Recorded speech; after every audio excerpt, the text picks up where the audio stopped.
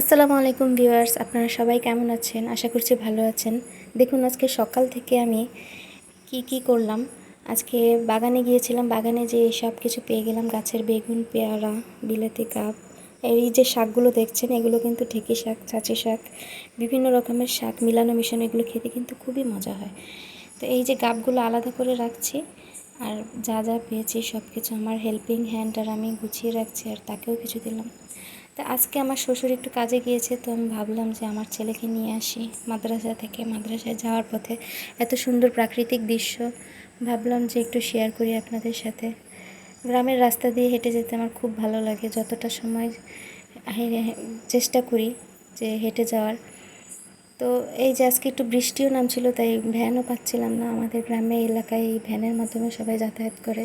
এখানে মসজিদ, কবরস্থান, মাদ্রাসা, এতিমখানা সব একসাথে আছে। তো আজকে বাসায় আসতে একটু লেট হয়ে গেছে, আস্তে আস্তে তাড়াহুড়ো করে ভাবলাম যে যেহেতু আমার শ্বশুরও থাকবে না, তো আমরা ঘরে মাত্র 2-3 জন মানুষ, শাক ভাজি দিয়ে সিম্পল খাবার দাবার খেয়ে নিই দুপুরবেলা। তো সব কিছু কেটে ধুয়ে পরিষ্কার করে শাকটা সহজ, মানে একদম সহজভাবে সাদামাটাভাবে ভাজি করে নিচ্ছি।